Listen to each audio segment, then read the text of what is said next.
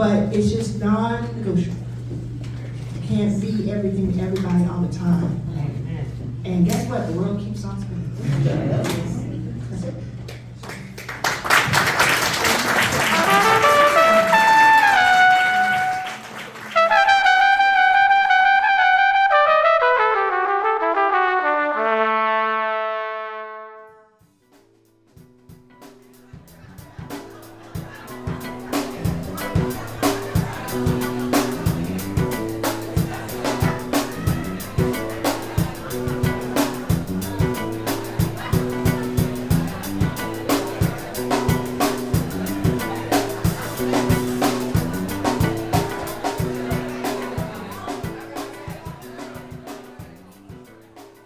And a couple of years into working on Backstage, establishing Backstage as a true fund, I started noticing that people were reflecting my words back to me.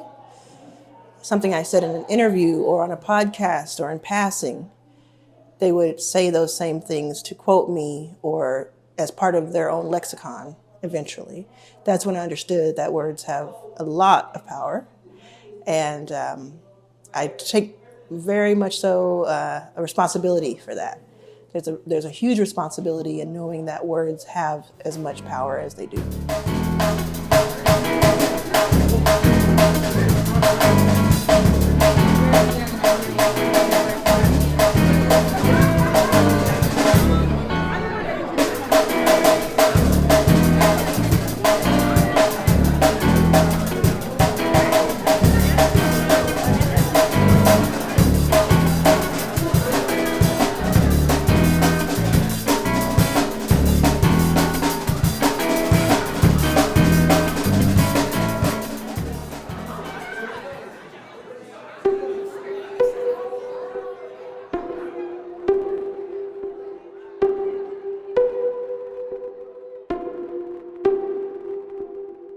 As we know, 1,000 million equals 1 billion, and we hear about billionaires all the time.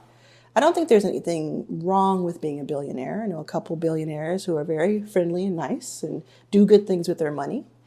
But I think it's way more powerful to imagine a world where there are 1,000 millionaires who are like us, who are women, people of color, LGBTQ+, and more. For every 1 billionaire, I'd love to see 1,000 millionaires. I believe that power, control, and legacy can be built with that in mind. And helping to create and catalyze 1,000 millionaires over the next decade is a very daunting task. But at the same time, something about it to me seems so attainable, because I learned along the way here that the skills and the steps needed to become a millionaire can be taught. And that's what I plan on doing with my brand, Your First Million. Sure, but why don't we strive for something that is attainable right now?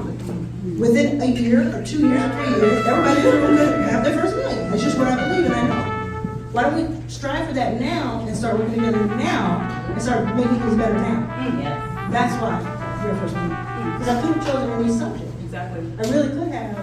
This one was, that's why I started the podcast. Your First Million. I tell myself a few things consistently. One of them is keep going. It's very simple, but I've had it written on my wall in some way or another for the past 7 years. Keep going. I also tell myself we don't beg. It can be easy to get in a desperate situation when you are fighting for something this big and when you don't have a lot of resources. But at the end of the day, the most important thing to me is dignity for myself and for others. And so we don't beg.